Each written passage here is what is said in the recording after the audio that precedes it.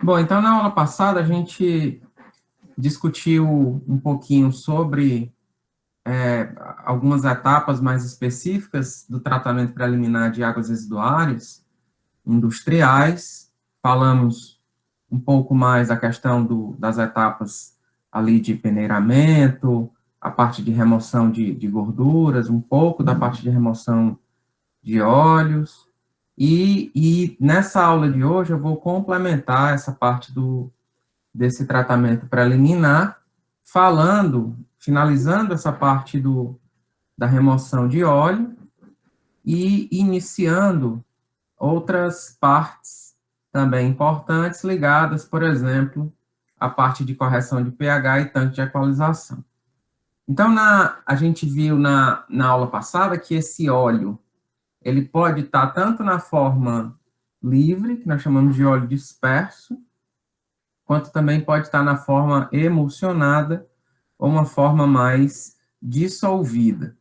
E que, especialmente quando esse óleo está na forma de dissolvida, na forma de emulsão, essa separação sólido-líquido se torna mais dificultosa, que, para tanto, a gente precisa intervir no sistema, ou a partir do uso de um produto químico, um coagulante, por exemplo, ou a partir da elevação ou diminuição do pH para facilitar esse processo de separação.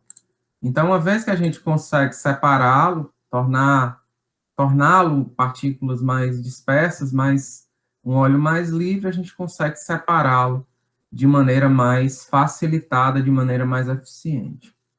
Então, nesse sentido, eu até mostrei um vídeo de algumas separações mais físico-químicas, ou com o uso de uma técnica de flotação, por exemplo, né, que é bastante utilizada, especialmente para águas residuárias que têm elevadas concentrações de óleo, de gorduras, etc.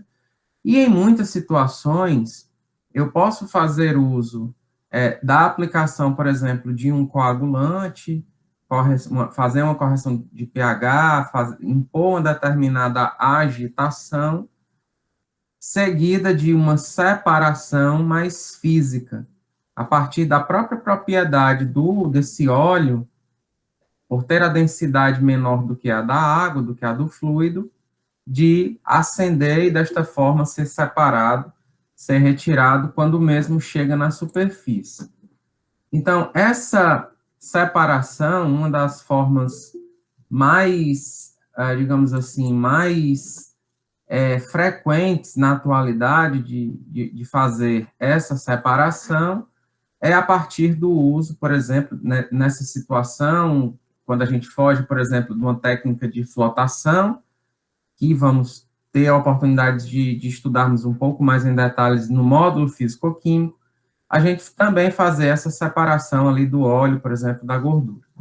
E, nesse sentido, decantadores lamelares vêm sendo bastante utilizados.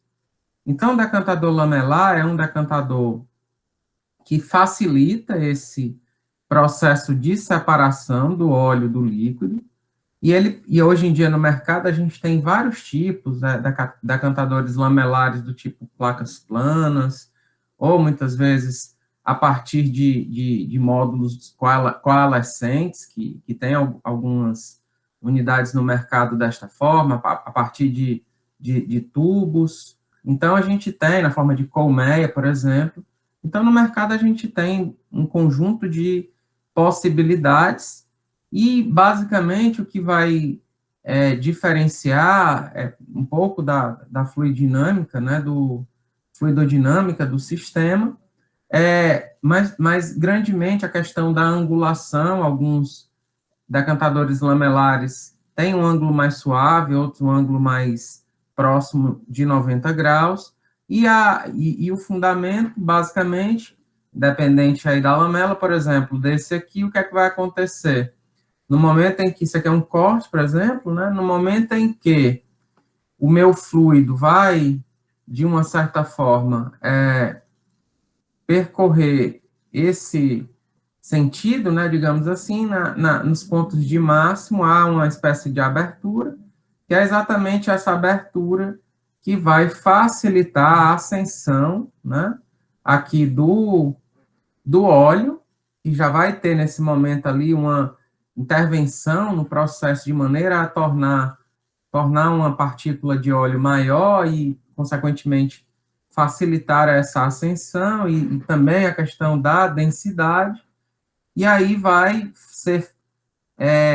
acender e lá em cima vai haver uma espécie de altura de óleo e a gente vai colocar um determinado dispositivo de retirada desse óleo, a partir, por exemplo, de uma escumadeira, a partir, por exemplo, do nível aqui de um vertedor, tá?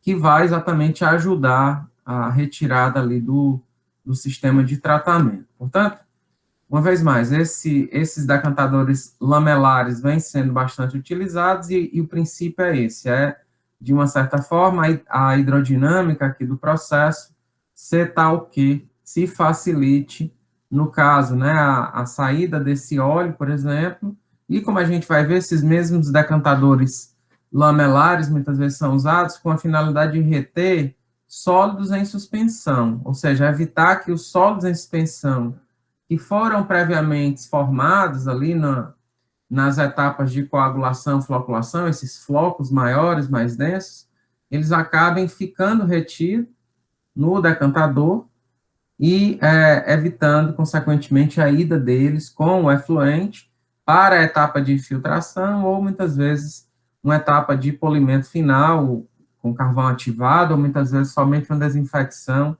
e o encaminhamento para um corpo receptor.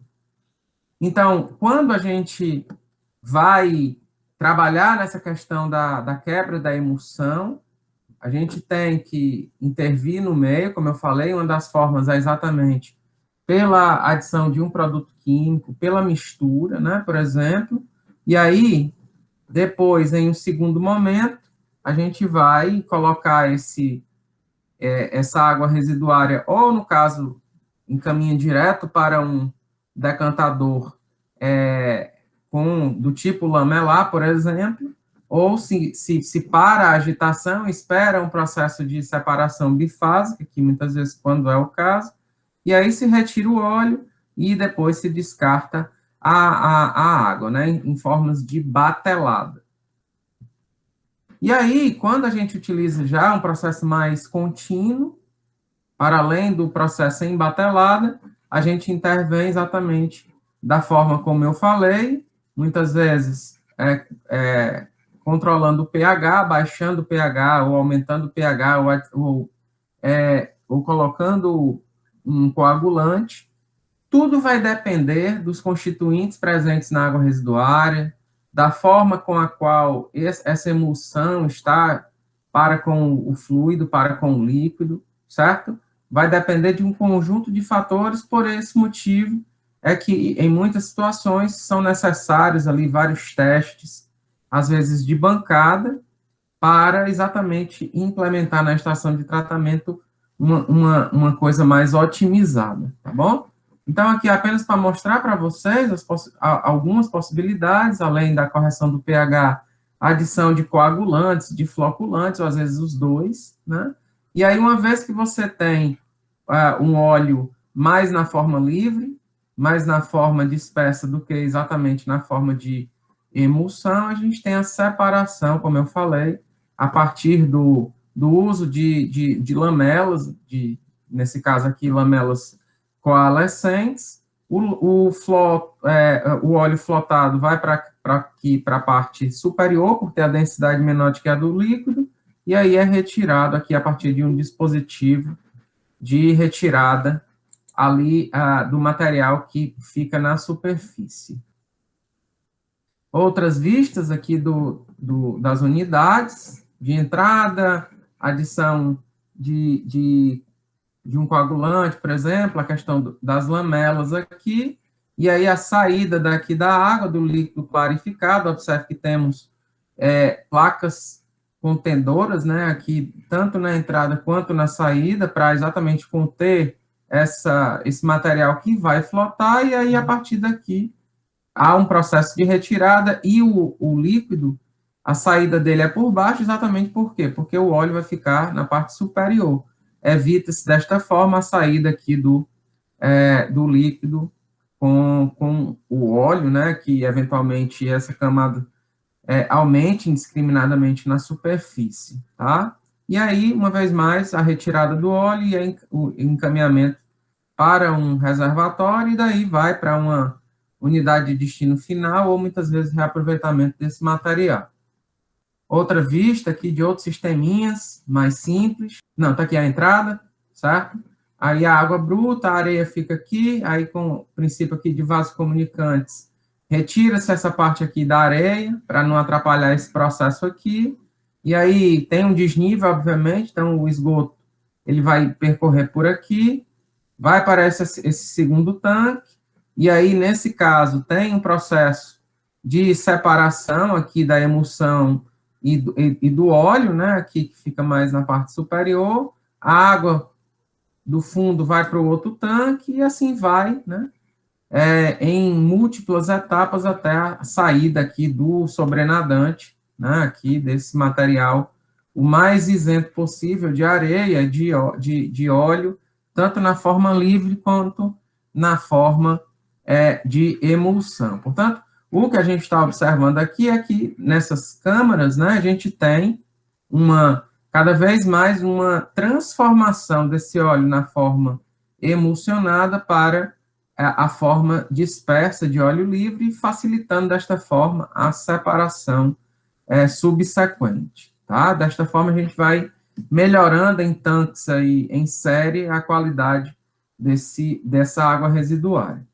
Isso aqui é um sistema do tipo API, gente, que é aquela sigla, né, de American Petroleum Institute, que eu falei para vocês, que é muito utilizado na indústria petroquímica, cada vez menos, devo dizer, né, com a utilização aí de flotadores por ar dissolvido, os quais têm uma eficiência, uma flexibilidade operacional muito maior do que essas caixas separadoras do tipo API, mas basicamente o que é que ela consiste? Consiste da seguinte coisa: tem uma entrada aqui, ó, tem uma saída do outro lado, e existem placas aqui para conter, tanto na entrada quanto na saída, para conter a escuma, né, a parte do óleo que vai ficar na parte superior, e existe um dispositivo na forma de correntes e de escumadeiros que vai exatamente levar esse material que se deposita, que fica aqui na superfície,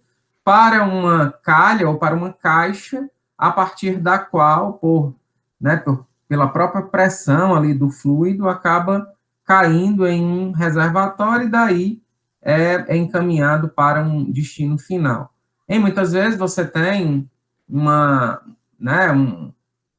o reaproveitamento desse material, como eu falei. Mas, basicamente, aqui é o seguinte, ó, vejam que isso aqui é essa espécie de corrente com a escumadeira, isso aqui fica movendo-se constantemente, né? Obviamente que o movimento vai ser no sentido da retirada do material, nesse caso aqui, como a retirada se encontra do lado mais para jusante, obviamente, né? O sentido é nesse sentido aqui, horário, né? Então, se o material daqui é encaminhado para cá, para esse sisteminha de retirada, e aí as placas aqui fazem exatamente essa separação do líquido do óleo que vai se encontrar mais na superfície, tá? Então, muitas vezes a gente ajusta essas placas aqui, essas espécies de contedores, né, de óleos, que em inglês chama-se baffles, né, e que é uma espécie de vigota, por exemplo, se a gente pegar, ou pode ser uma placa, tanto colocada em montante e em jusante, que vai ajudar exatamente nessa separação do efluente, que vai ser coletada em uma parte mais inferior, da parte que fica do material flotado que fica na parte superior. Em algumas estações, eu tenho observado que, ao invés de muitas vezes se ter uma coisa como essa aqui, muitas vezes se fecha isso aqui completamente, se colocam tubos perfurados coletando um material, o material não só numa zona intermediária entre a parte superior e a parte inferior. E muitas vezes, se você tem um sistema de deposição um pouco mais dificultoso de remoção de areia, por exemplo, essa areia acaba se acumulando muitas vezes aqui e deteriorando a qualidade do efluente, tá? Portanto, muitas vezes a gente tem a colocação de tubos perfurados mais aqui no meio da altura útil do separador do tipo API, tá bom? Isso aqui é uma vista, olha, desse sisteminha de separação do tipo API, né? Sabe que é uma espécie de corrente que vai e que volta, e aí se retira o óleo da parte superior para as calhas coletoras desse material, a partir das quais é encaminhado aí para uma unidade de acúmulo e depois se encaminha esse material para um destino final, tá? Isso aqui são outras vistas de sisteminhas comerciais existentes. Observem que aqui nós temos espécies de decantadores de lamelas aqui, planas, olha. Nesse sentido, o que é que acontece? A entrada é por aqui, ó. Nós temos um vertedor, que ele é ajustável aqui. Nós temos a colocação das lamelas e, obviamente, o nível daqui vai exatamente fazer com que o fluxo se dê desta forma. E aí, o que vai acontecer é que, neste caminho, como o óleo aqui mais livre tem uma densidade menor do que a do líquido e é mais facilmente separado, esse óleo acaba sendo encaminhado para a superfície e daqui se faz a remoção, conforme eu falei anteriormente. Portanto, observem que o fluxo, ele já é diferente nesse caso aqui, né? E também o tipo de placa já não é do tipo coalescente, mas a gente já está falando de placas planas paralelas, tá bom? Esse aqui é o separador API de placas paralelas. Nós temos uma caixa de separação água-óleo mais tradicional, como essa aqui. Mais uma vez mais, esse tipo de solução só pode ser sugerida quando o óleo que você tem no esgoto é óleo livre, óleo emulsionado, isso aqui não adianta de nada, já visto que o óleo vai estar dissolvido no líquido, pelo tamanho, como a gente discutiu na aula passada. E aí o que acontece é a mesma coisa que eu mostrei anteriormente em relação ao processo físico de separação. Ou seja, a entrada vem por aqui, tem uma diferença de nível daqui, já vi que vai ter uma perda de carga. Se tem um T, como vocês estão vendo, a tubulação de saída, e se retira o líquido a partir de uma determinada altura do fundo aqui da caixa separadora. Por quê? Porque o óleo ele vai flotar, e toda essa parte aqui, ela é exatamente para o acúmulo desse material nessa caixa. Obviamente que de tempo em tempo esse material precisa ser removido, porque senão o que vai acontecer é que ele vai aumentar a espessura aqui e depois de um tempo vai começar a sair com o efluente. Obviamente eu tenho que também ter uma boa separação da areia, por quê? Porque senão a areia vai se acumular aqui e com o tempo ela vai começar a sair com o efluente, tá? Portanto, como a gente está vendo aqui, isso aqui é o tipo do óleo aqui, por exemplo, que flota, nesse caso aqui, foi em uma indústria que lavava as perfuratrizes das plataformas de petróleo, ou seja, aquela broca que abria lá a parte do reservatório e depois começava a se extrair o petróleo, né, por exemplo. E aí essas máquinas, essas brocas precisavam de manutenção e na lavagem se gerava um efluente com muito óleo, mas era um óleo fácil, né, de ser removido, por isso se aplicou na indústria esse tipo de caixa separadora mais tradicional, tá bom? Isso aqui é uma vista desse óleo, dessa camada, né, de óleo formada na superfície. Como eu falei, a gente tem no mercado vários tipos de unidades de separação, água, óleo. Isso aqui, por exemplo, seria a entrada do esgoto, um leve peneiramento aqui, ó. Daqui, esse material vai lá para o fundo, ó, desse tanque, ele vai acender, vai passar por essa bateria aqui de placas, no decantador lamelar, o esgoto que vem para cá, né? Para cá, para a superfície, a retirada ainda é pelo fundo, ó. Como vocês estão vendo aqui nessa tubulação. Basicamente é o que? É um T, como vocês estão vendo, um complemento aqui, às vezes um complemento para cima, que ajuda inclusive na limpeza, na manutenção, e a parte da retirada lá embaixo, já visto que o óleo vai acender, e o melhor ponto de se retirar é um ponto nem muito longe daqui, mas também não muito perto do fundo, porque, como eu falei, muitas vezes pode haver o acúmulo de algum tipo de resíduo ali que dificulta, muitas vezes, ou prejudica a qualidade final do efluente, tá bom? Outra vista aqui, olha, de outras unidades, olha, veja como é essa separação. Vem aqui o esgoto bruto, tem um Tzinho aqui, se tem uma parte dos sólidos decantados, um óleo mais livre, ele já cai aqui, ó, e já é separado, né? Vamos pensar assim, muitas vezes. E aí, o que acontece é que, então tá aqui ele, olha, ele já é separado, já cai aqui nessa caixa acumuladora de óleo, e essa água residuária vai para um outro local, né? Que vai acontecer é que essa água vai passar exatamente pelas placas, nesse caso aqui, observe, né, que as placas, que o fluxo é no sentido de cima para baixo, tá? Então, ele vem, é jogado aqui, ele vem nesse sentido, passa o óleo, né, vai acender e é retirado por aqui, ó, pelo fundo aqui desse segundo tanque. E, uma vez mais, muitas vezes o sentido do separador varia muito em relação ao modelo ali de caixa que está sendo empregado. Nesse caso aqui, como vocês estão vendo, né, ele entra por cima e sai por baixo, certo? Aqui, como vocês estão observando. Dando continuidade, eu vou falar um pouquinho mais sobre tanque de equalização.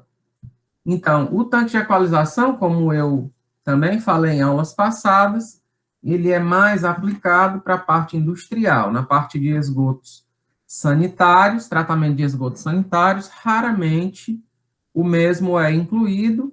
Isso se dá para a parte do esgoto industrial, a existência dele, exatamente pelas maiores flutuações quantitativas e qualitativas das características ali da água residuária.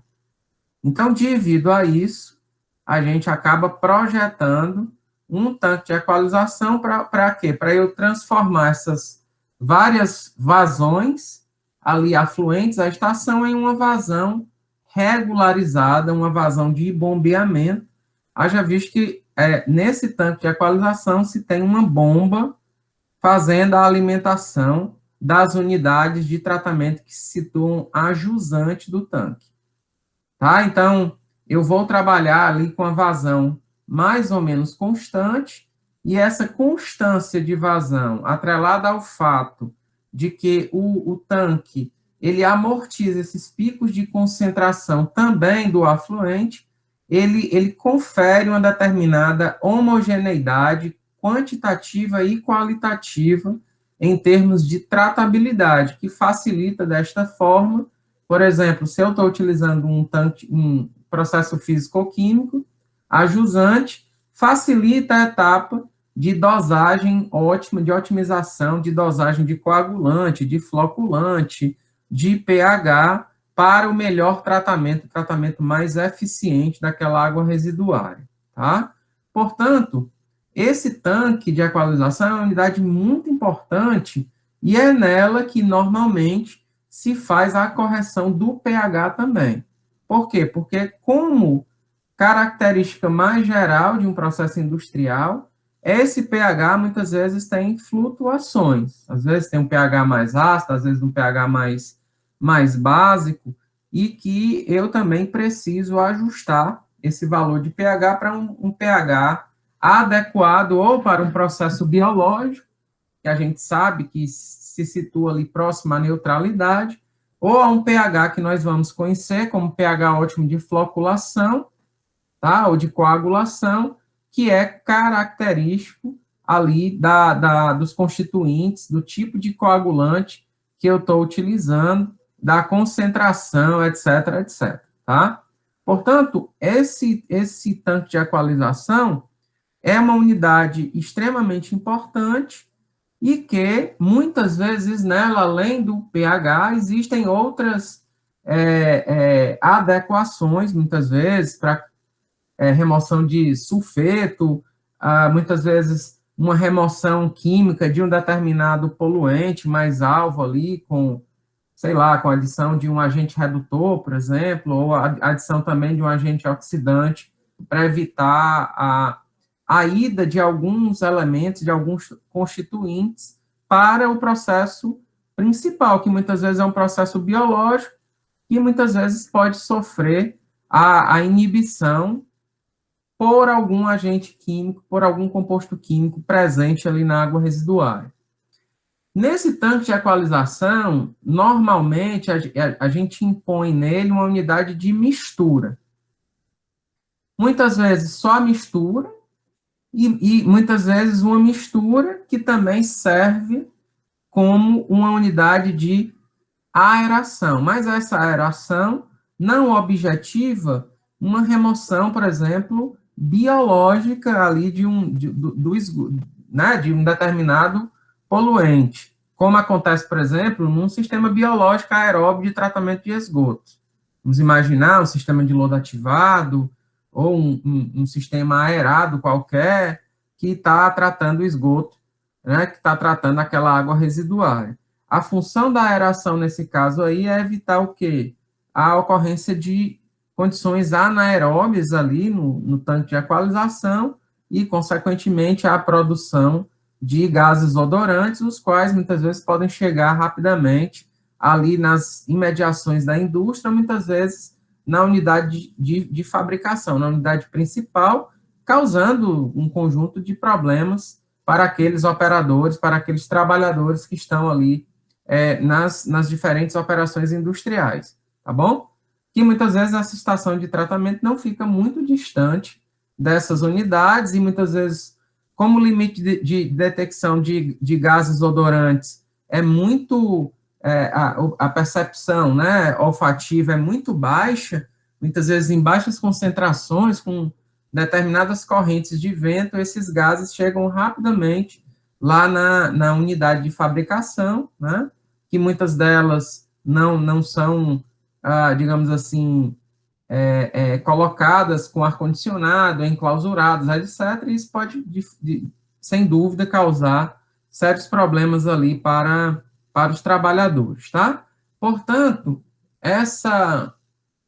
esse tanque de equalização, esse aerador, ele tem esse objetivo maior, de controlar o odor, de evitar condições anaeróbias, de evitar sedimentação de material, mas muitas vezes, quando você tem ali na água residuária um resíduo que tem um risco de decomposição anaeróbia mais reduzido, ou muitas vezes se tem um processo anaeróbio ajusante do tanque de equalização, muitas vezes opta por não ter um aerador no tanque, mas por ter somente um misturador.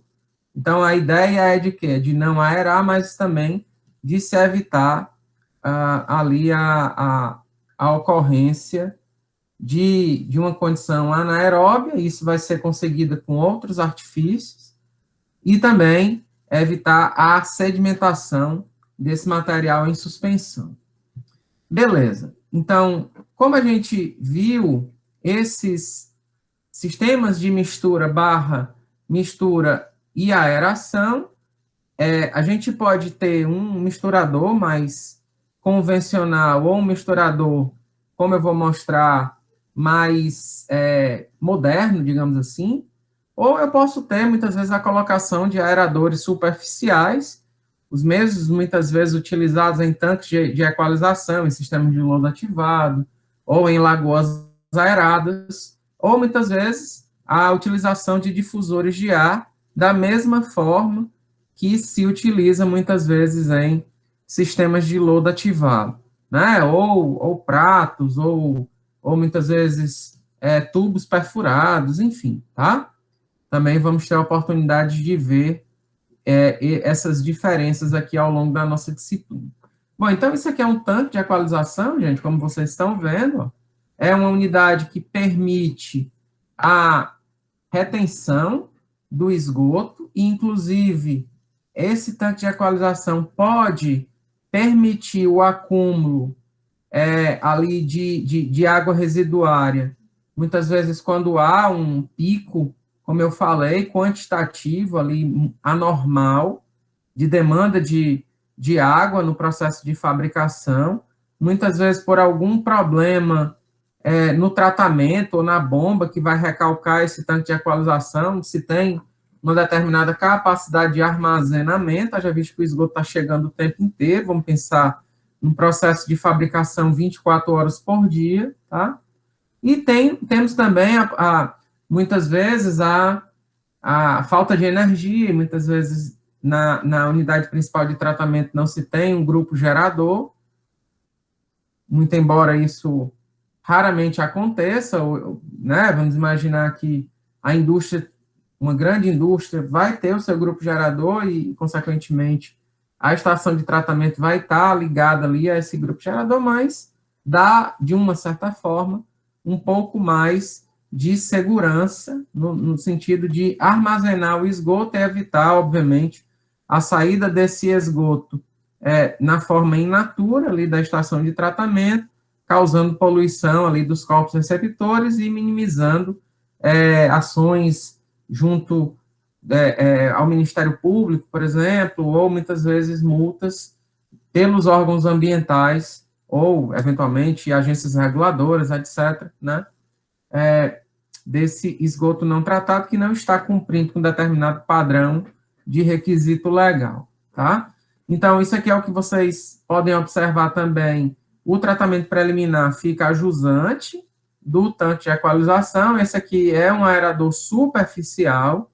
Esse aerador superficial, ele fica em flutuantes, como vocês estão vendo aqui, como vocês estão vendo aqui. Esse flutuante, ele fica engastado em determinadas partes das paredes do tanque de equalização para evitar o movimento do flutuante, consequentemente, evitar a ocorrência de determinadas zonas mortas no tanque de equalização, tá? E aqui, como vocês estão observando também, tem a colocação das bombas. Tem muito de uma estação elevatória de esgotos aqui em termos de colocação de bomba. Normalmente a gente tem que ter uma altura de submergência para que essa bomba não funcione a seco, causando superaquecimento e entrada de ar na tubulação e que ela queime, evitando também, tem muito hoje em dia a utilização de bombas submersíveis, como em estações elevatórias, muito embora bombas centrífugas também possam ser utilizadas aqui sem problemas, bombas de cavidade progressiva, enfim, várias possibilidades. E, uma vez mais, essa vazão variável vai estar sendo substituída por uma vazão constante. Normalmente, aqui, se trabalham com uma bomba ativa e uma reserva, alternando ali, em função dos ciclos de parada e de funcionamento da bomba, do mesmo jeito que se tem, por exemplo, em uma estação elevatória. Aqui também a gente observa nessa figura do lado direito que o esgoto que está sendo bombeado, ele está passando por uma peneira estática, como vocês estão vendo aqui, ó. E muitas vezes, além dessa peneira estática, tem no bombeamento, tem a passagem por uma unidade de diminuição, né, de temperatura, um trocador de calor. Por quê? Porque temperatura é um padrão de lançamento. Nossa temperatura aqui, conforme a COEMA, tem que estar abaixo de 40 graus centígrados para esse lançamento, ou em uma tubulação, ou em um corpo receptor. A gente tem que a temperatura ela influencia também o próprio processo de tratamento de esgotos, portanto, temos que muitas vezes para esgotos muito de temperatura muito elevada, muito embora, obviamente, nesse processo aqui de aeração, existe um desprendimento de determinados gases ali que causam calor, né, muitas vezes, mas você tem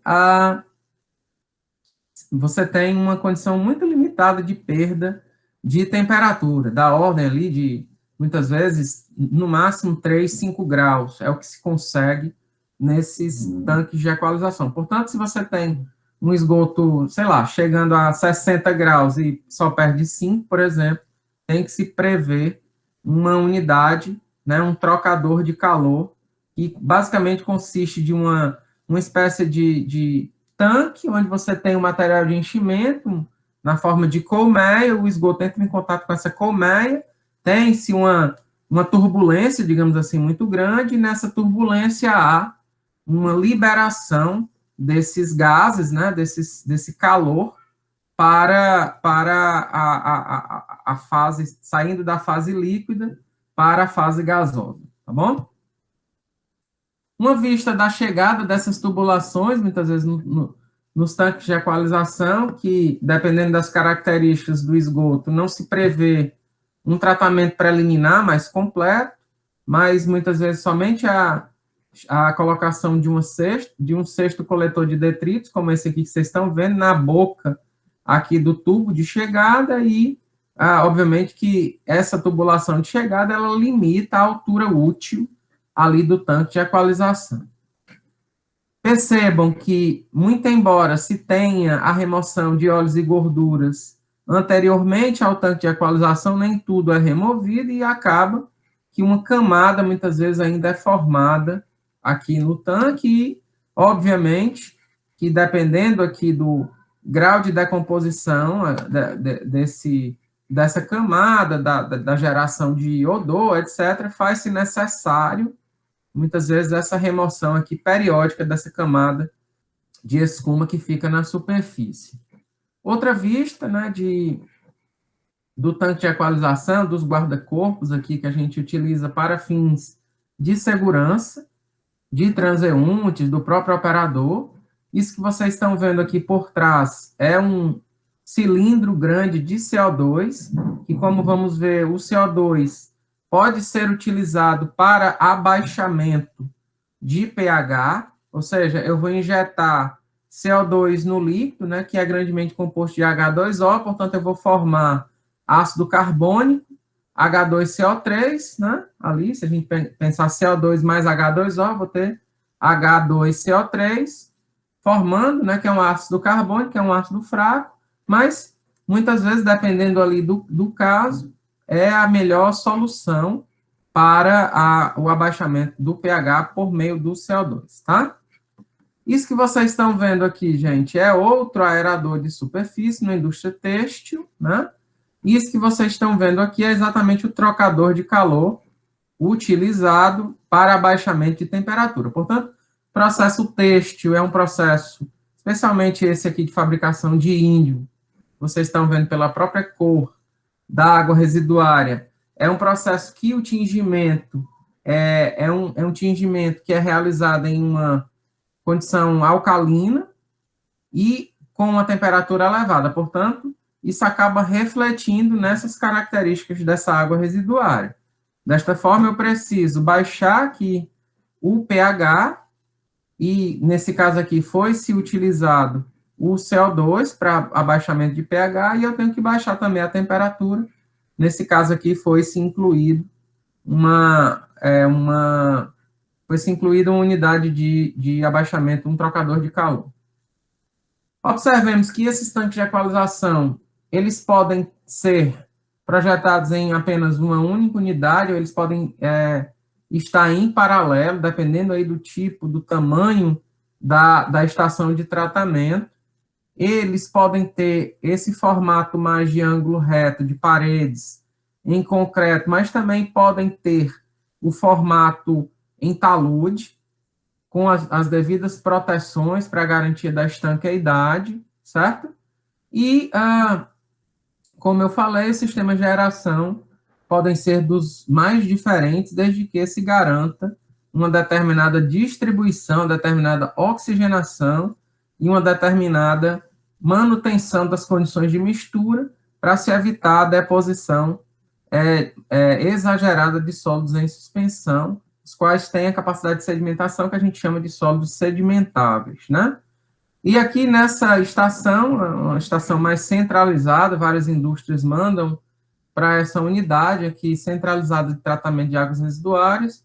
E aqui atrás que vocês estão vendo são os vários cilindros utilizados para fins de controle de pH, muitas vezes de alcalinidade, dentro desse tanque de equalização. Aí tem muitas vezes o esgoto está mais ácido, eu jogo uma base, está mais básico, eu jogo um ácido. Se eu tenho ausência de alcalinidade para um processo, por exemplo, sei lá, físico-químico ou algum outro processo biológico que consuma alcalinidade, como a gente vai ver na parte de nitrificação, em que há o consumo de alcalinidade ali do processo, muitas vezes a adição de um determinado composto que vai conferir a alcalinidade ali para a água residuária. Por exemplo, hidróxido de sódio, né? Por exemplo, cal, né? Tudo isso vai conferir determinada alcalinidade ali para bicarbonato, né? Uma determinada alcalinidade ali para o processo. Carbonato menos utilizado exatamente pela demanda, né? Muitas vezes que é muito grande, o custo elevado do bicarbonato, muitas vezes torna-se inviável economicamente, mas são exemplos de possibilidades para serem utilizados nas estações de tratamento.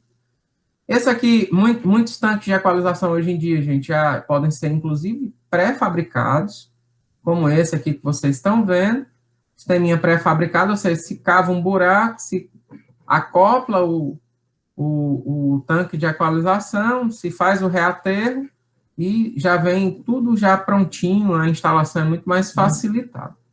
Tá? Mas, obviamente, um conjunto de fatores vai interferir, subpressão, né? Não pode ser um nível da água, obviamente, do lençol freático, certo? Vários outros aspectos que interferem nesse processo. E aí, aqui nesse caso aqui, como vocês estão vendo, é um sistema com um misturador, certo? E aqui é a bomba que exatamente vai fazer a retirada do esgoto. Um outro tipo de misturador, como vocês estão vendo, estrombólico, né? O tipo, né? É o nome desse misturador, se não me falhe a memória, tá bom? Então, esse tanque de equalização tem alguns critérios. Primeiro, um volume mínimo de reservação de cerca de 30% do volume útil do tanque. Nós temos que ter uma altura mínima de 1 metro para a proteção exatamente das bombas, para que as mesmas não funcionem de maneira seca, né? E, consequentemente, acabem queimando. Tem que ter um controle de nível ali para o acionamento das bombas, o nível mínimo, o nível máximo. Da mesma forma que acontece, muitas vezes, para uma estação elevatória, não é isso? E esse nível, obviamente que ele tem que ser ajustado adequadamente, inclusive com algum nível de emergência, para se o esgoto chega nesse nível, soar um alarme, né? Que já está atingindo ali o nível de extravasamento, e esse extravasamento faz com que o esgoto chegue de forma in natura ali no corpo receptor, e ele recebe efluentes tanto por gravidade quanto por recalque.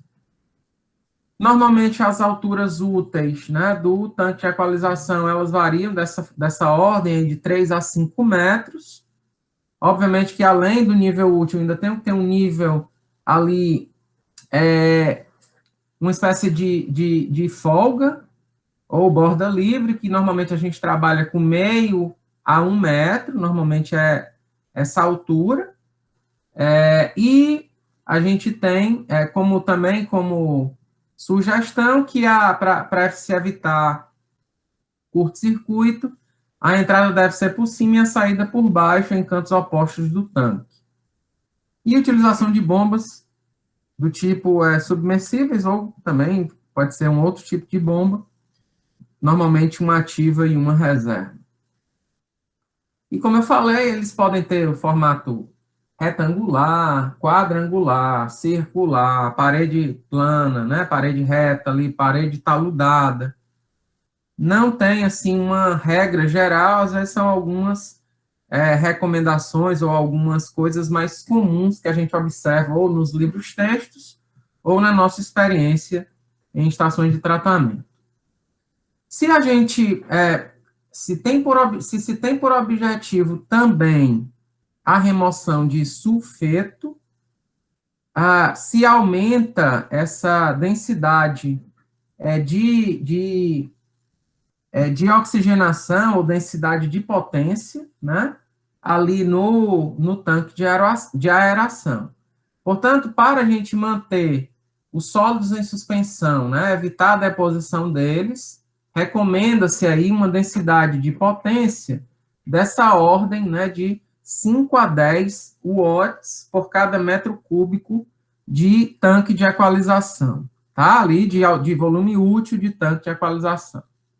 Se a gente utiliza o tanque para possibilitar, além de evitar a questão da deposição, se ter a oxidação de algum agente que está ali em uma forma mais reduzida, como compostos de enxofre, como sulfeto, como muitas vezes ditionito, como sulfito, enfim, essas várias coisas, a gente trabalha com uma densidade de potência maior, com valores dessa ordem, aí de 30 a 40 watts por cada metro cúbico de volume útil do tanque de equalização.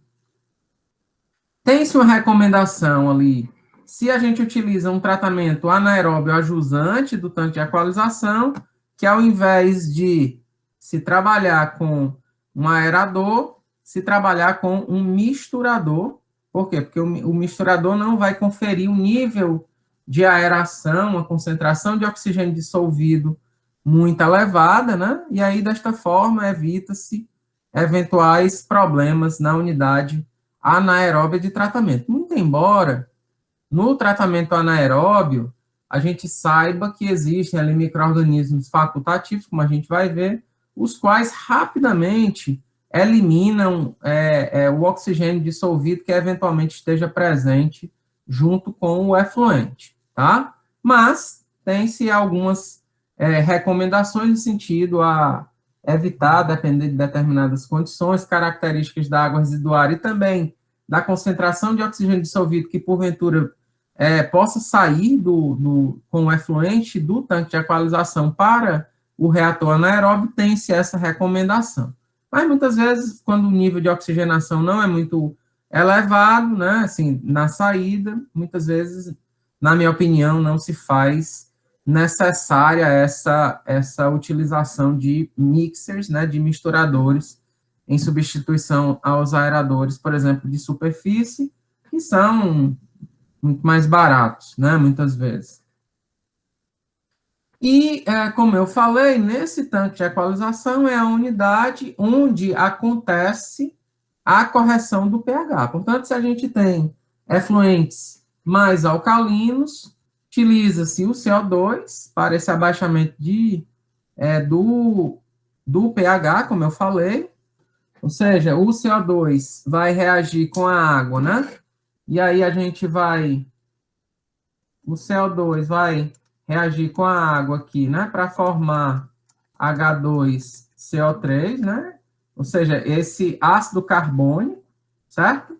Aqui essa acidez carbônica dessa reação com a água presente ali na água residuária, né? Que é a grande parte da água residuária.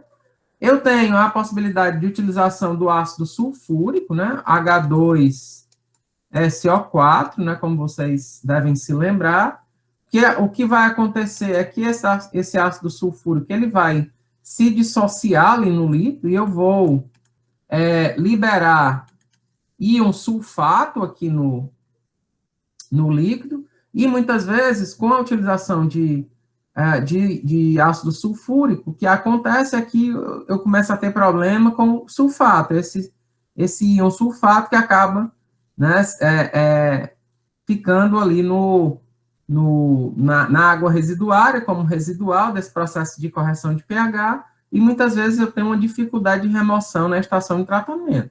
Portanto, o que acontece é que, muitas vezes, quando é o caso, e o sulfato também é um padrão de lançamento. E aí, nesse caso, o que acontece é que, quando esse sulfato passa a ser o meu problema, eu tenho que trabalhar com outros agentes químicos para correção de pH, ou o CO2 ou o ácido clorídrico, como eu vou falar em seguida. Então, o ácido clorídrico, né, é o HCl, que é um ácido muito mais forte do que o ácido sulfúrico, e o ácido sulfúrico é um ácido mais forte do que o ácido carbônico, mas o que acontece é que, com o ácido clorídrico, eu tenho o problema, primeiro que o ácido clorídrico é muito volátil, em comparação com o ácido sulfúrico, e também em comparação com o CO2, então oferece um risco muito maior para o operador da estação de tratamento, que pode rapidamente vir a óbito asfixiado, dependendo aí das condições que ele vai operar e muitas vezes manusear esses tanques aqui de ácido clorídrico, tá? Mas muitas vezes ele é o composto utilizado aí na estação de tratamento, muitas vezes quando se tem a necessidade de grandes abaixamentos de pH, né? Às vezes eu tenho uma água residuária que está com pH 12 e eu tenho que levá-lo para 6,5, por exemplo, para 7. Então, é um delta aí de abaixamento de pH muito elevado. Em muitas situações, a quantidade de vazão ali da minha água residuária é muito elevada e vai demandar uma quantidade de produto químico muito grande também, tá certo? Quando eu tenho a necessidade de elevar o meu pH, portanto, quando eu estou trabalhando com água residuária ácida, com características ácidas, tá? Eu tenho que trabalhar com a utilização de, por exemplo, uma base forte, por exemplo, hidróxido de sódio, também que é conhecido como soda cáustica, né? Eu posso utilizar, muitas vezes, a cal hidratada, né? Muitas vezes eu posso usar o carbonato de cálcio, o carbonato de sódio para fazer essa elevação do pH. E, obviamente, quando eu uso um carbonato, por exemplo, o hidróxido, a cal, além dessa elevação do pH, eu também estou conferindo determinada alcalinidade ali para o meu meio, para a minha água residuária. E uma vez mais, eu falei que eu preciso de ter alcalinidade para alguns processos ajusantes ali do meu tanque de equalização, biológicos e físico-químicos. Isso aqui é uma vista de um tanque, olha, né, de CO2. Esse CO2, o que acontece é que ele é dissolvido num líquido, em água, por exemplo, e a partir daí ele é dosado ali no tanque de equalização. Não é a forma gasosa diretamente, não.